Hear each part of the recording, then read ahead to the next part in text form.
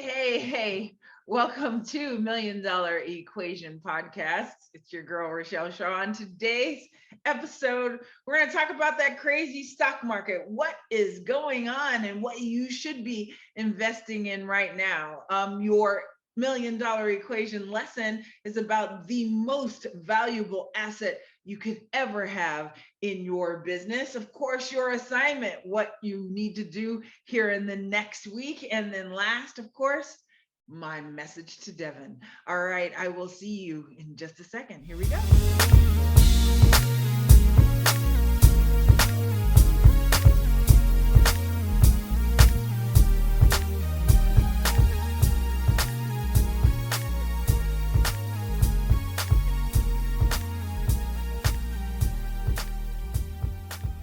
Hey, welcome.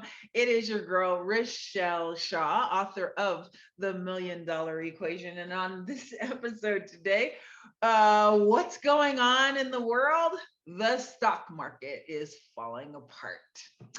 So I often get questions on what should I be investing in, Rochelle, for many years, and I'm still the money honey. So I do all the financial segments for the local Fox 5 in Las Vegas.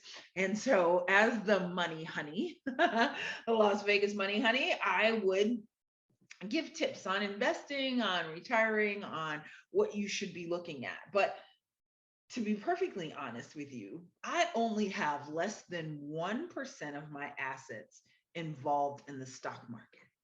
Why is that? As a business owner, I feel as if I know what dysfunction goes on in my business and in people that I've partnered with, in jobs that I worked for. I know the people who don't work. I know the people that are getting coffee all day. I know the people that take 17 breaks. So, what makes us think that these companies that are publicly traded have any different employees than the places where we worked or that work for us, right? What makes us think that they're any different? Guess what? They're not. So that's why I never, ever recommend putting a ton of money in the stock market. I think that there are people that have predictable results and that pay dividends, and I want my money in that, right? But I don't want my money in, I'm not trying to buy futures, I'm not trying to day trade, I'm not trying to do anything like that because I already know what kind of dysfunction is there. For example, even like when businesses make kind of silly decisions to me, like for example, Peloton, right? So during COVID, Peloton stocks soared, went crazy. And for all purposes, I own some Peloton stock, right? And so just so you know, went up, went on. Well, guess what? Things started to crash. And instead of like just sticking to what they do great on everybody riding the bike, you've had 1,000 rides, you've had 200 rides. Instead of that, now they come out with a treadmill. Really? So if you remember in a previous episode, I talked about what sets you apart, what makes you different, what makes you different than everybody else. Well, now if you have a plethora of items that, this hair is just driving me nuts, that people can use, can buy from you, then what the hell? Then why wouldn't they just buy it from, QVC? What makes it so that they buy it from you is you built a culture at Peloton that makes sense. Hello, why wouldn't they? Why would they? So I think that was a mistake. That's why I don't invest really big money in the stock market because they've got this whole collective thing. People who don't have their money on the line. I had one job in my life and then I bought the company, right? The telephone company that I took from 300,000 to 36 million. We did over $100 million in 3 months. At that company, I started off as a salesperson. I then moved to director of sales within 6 months. After that, I moved over to director of operations. After that, I moved to vice president of operations, and then I became executive vice president, only person underneath my boss, right? And it's easy to be fearless with other people's money. That's why when you hire a vendor, right? Like they go, oh, it's okay. But as an owner, we go, oh no, hell no. No, it ain't. It ain't okay. Wait, I need this on time. I need this. Like they have no problems with making mistakes. So when you think about the stock market, think about people who don't care that you are the owner, right? And want to make decisions based on things that they see, reaction decisions. That's what I think Peloton did with the treadmill. Oh, really? If iFit is going to get into the bike business, well, guess what? We'll get into the treadmill business. Dummies. You never want to fight like that in your business. You want to stay in your zone and dominate who you are. So, what do I invest in? The best investment that you can ever make in your life, huh? Is your own business, because you know what you're going to do. You know that when you fix these things, right, those 6 inches between your ears, you can transform the world. You can keep at it. You can never quit. You can change the world. Not, I'm going to invest in the stock market and hope that dummy employees do the right thing. Oh, yikes. No, no, no, no. All right, we'll be right back with the $1,000,000 equation lesson for today.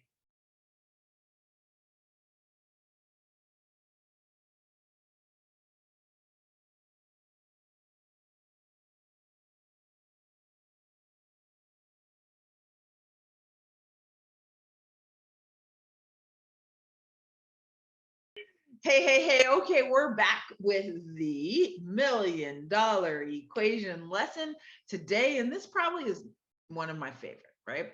And it's got to be when you look at your business. So I know earlier we talked about the stock market, right? And what makes like the best investment ever is you in your business. So here's what your best and most valuable asset that you can have in your business, right? Can you guess? Can you guess? Can you guess? All right. If you've been listening to me, you probably can guess what I believe your MVA is, your most valuable asset. And I believe it is your list of customers, your list and the contact information, right? So when in the previous episodes where I had you write down your assets, your list should be top of the line, right? Your email list, your following on social media, your direct mail list. And then I like to take my customer list even deeper. So I like to know what their birthdays are, what their favorite colors are, their anniversaries, how long have they been married, so that now I can create a community where I'm constantly contacting them with a list, right? With an email list, with a social media following. Now you have ways, free ways to contact existing customers. So in our MDE lesson from, I think it was episode 3, we talked about 3GR, right? The 3 ways to grow. And there's no way to get way 2 and way 3 without having your existing list. So if you remember, way 2 is get your existing customers to come back more often. And way 3 is get your existing customers to expand the transaction size, right? So there's no way to do that without having a customer. So getting a customer, you want to get them, you want to hold on to them for life, and you want to be able to sell them something else. How do you do that? How do you reach them? You have to do it through email, through sending a birthday card and saying happy birthday. And I have a special discount for you, right? My friend Becky owned a Benihana's type Japanese steakhouse, right? It wasn't Benihana's, it was a specific steakhouse inside of Pittsburgh. And she grew her email list to 30,000 by downloading the free appetizer on the site. So you could go to the site and say, hey, do you want a free appetizer? All right, here you go. but you got to put in your email address to get it. So she built her list very, very quickly by just offering something for free, right? Things that people want. By the way, people don't, what's a nice way to say it? Okay, there's not a nice way to say it. People don't want to get on your mailing list.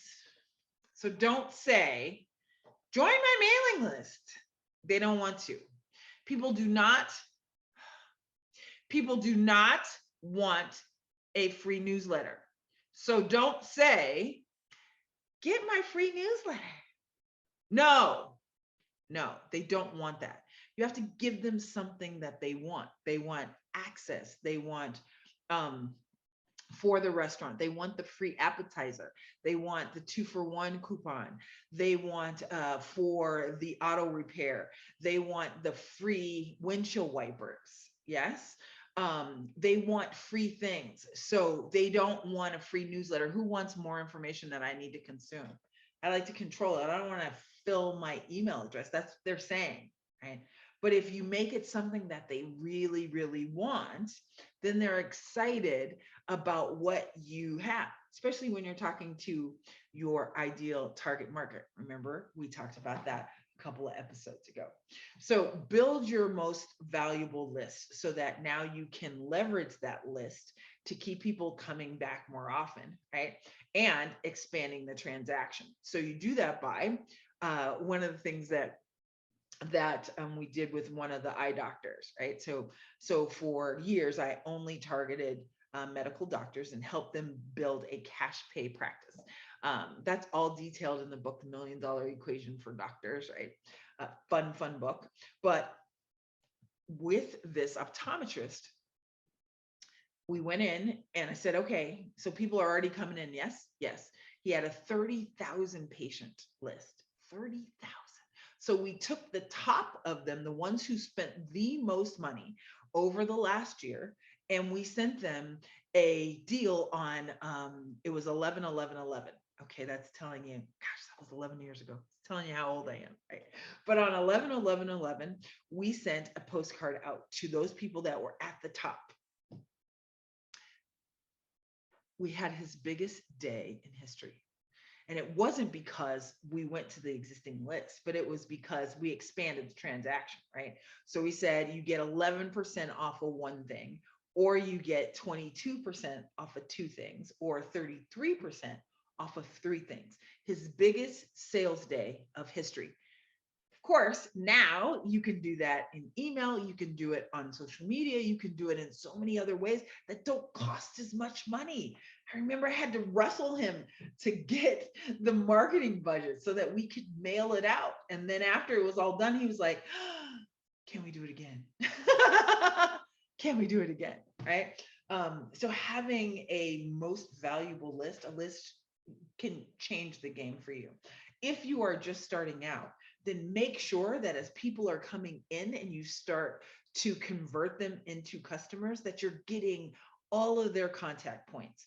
Now you have texting, right? So you need a text list, you need their email, you need all the other things that makes them special, this customer to you, so that you have reasons to communicate with them also. Probably my absolute favorite thing to do is to dive into your emails, start really looking to see who made money, who's spending money with your business, how much they spent, so that we can get them to do it again. Because here, if you don't know anything from me, here is a writer downer. Yes, a buyer is a buyer is a buyer. So people who buy like to buy, right? Think about people who shop. Like, they shop all the time.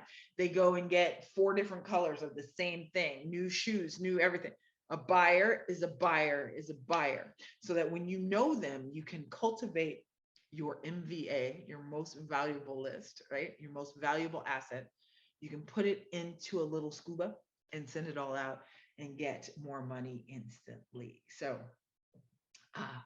that lesson helped me double, triple so many practices and so many businesses over the last 20 years. Super fun. Write that one down. All right. Hey, we'll be right back with your assignment for this week, and my special message to Devin about knowing your circle. All right, I'll be right back.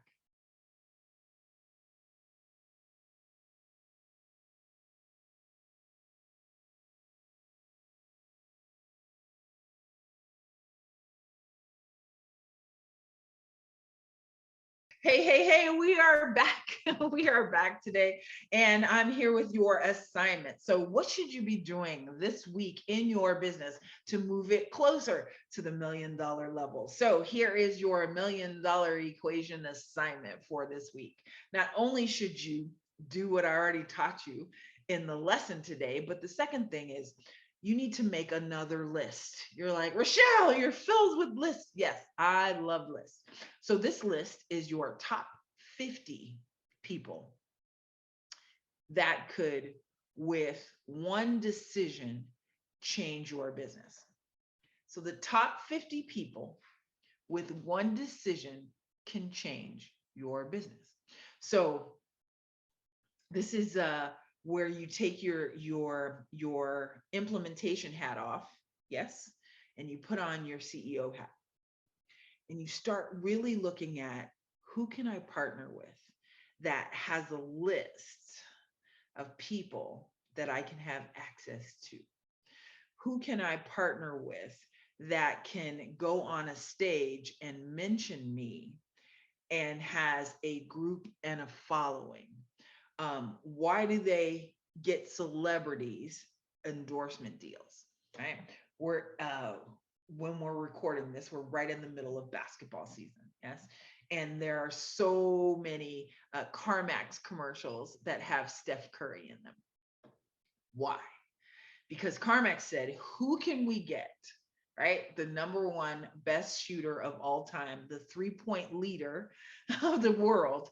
How about we get him to come in and talk about CarMax and what he does? And they're funny commercials. The best is when they don't know him, and they're like, who is this dude? Right? But it is a way that who can do that? Who can change it? But I don't want you to just stick with celebrities, because sometimes the access is tough. So in your local community, there's somebody who can change the trajectory of your business immediately. So I wanted to, funny story, I wanted to talk to business owners, right? To small business owners across the US. And on my list was President at the time, Barack Obama. And so had it on my list. I was like, whatever, it's on the list, can you manifest this? Right. Well, shortly after that, I became the president of the National Association for Moms in Business. And as the president, we had a seat on the Small Business Council led by the White House. What? Next thing I know, I am taking trips to Washington, D.C. to talk to senators. What? To talk to representatives. What?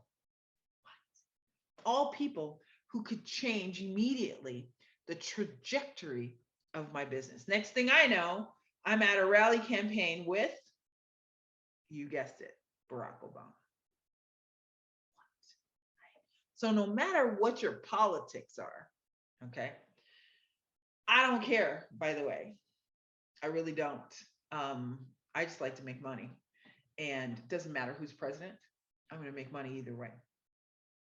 But it was one of those things that within a moment's notice of me writing it down, it was very plain. So if you are spiritual, if you believe in the Bible, if you believe in make the vision, make it plain, or if you don't, you might want to try it, because it definitely was a way that I could see it. I went to local folks.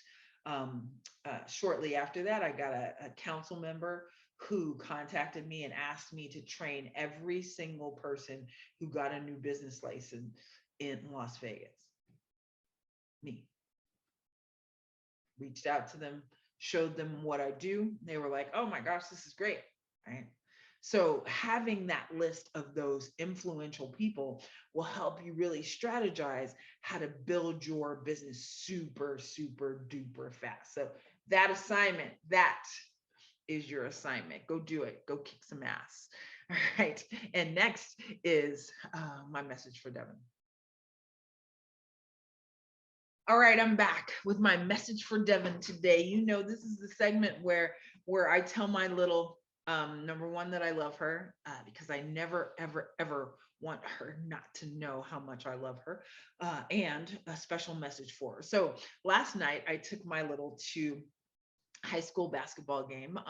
The school that she goes to, which happens to be my alma mater, is number 3 in the state of California in basketball. And so last night was the showdown with the number 1 school in California. So, you know, gym is packed. They've got all kind of people in there. And we are sitting behind the opposing schools, the number 1 school's bench. So game's tight. It's tied after the first quarter, right? 13-13. You can definitely tell that both schools are really good. But when you look at the number 1 school, all of their players are over 6 feet. We at our school start 4 freshmen. So we don't have as much experience, yeah, but we're still number 3 in the state, right? The number 1 team started to pull away.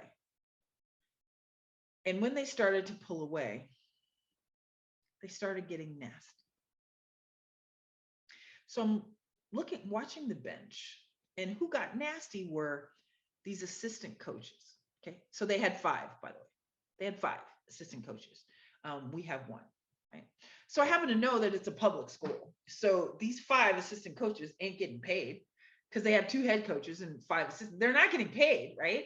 So these are just hanger-oners who were nasty, who when they, one of the guys shot an air ball and like the whole bench, you know, fell out on the floor laughing and just really horrible, cruel things. Now, don't get me wrong. These guys are good, right? They're ranked number 3. So there is nothing needed to embarrass them. But that's not the lesson, right? The lesson and the message that I want to tell my kid is be careful who you allow in your circle. So why these 5 assistant coaches are in this circle is because they want to latch their coattails onto a winner. My kid's a winner already. She's a dope volleyball player, kills it, crushes it. And now with my business teaching, she's going to be a killer entrepreneur. But there's going to be people who want to hang with her, who aren't worthy, who are nasty people and are only there to ride the wave. And last night it was so crystal clear that that's who these 5 assistant coaches are. You know, former players who aren't playing anymore, trying to relive their life through these youngsters, teaching them to be nasty and mean. You want to make sure that the circle around you is all rowing the boat in the right direction, that they're there whether you're up or down, that they're there when you need them, not just when you can provide something for them, that your circle is your most trusted ally. And when you see, because how they treat other people is how they are in real life, right? So how they do everything is how they do everything. So if they treat the waitress nasty, if they treat the other team members nasty, eventually they're going to treat you nasty. So my message to you, my darling Devin, is as soon as you see that, cut those people off. Bad people are bad people. You only want great people in your circle. All right, y'all. I love you for free, for watching, for listening, for downloading the podcast. Of course, if you want all things Richelle, you can go to RICHELLESHAW.com. Remember, it's with an I, R-I-C-H, like rich girl. com. Of course, if you want to replay, if you need the assignments, if you need anything else, just reach out. Of course, if you have any questions, it has been my pleasure to serve you. Go out and hey, let's make some money this week. All right. I'll talk to you soon. Bye bye.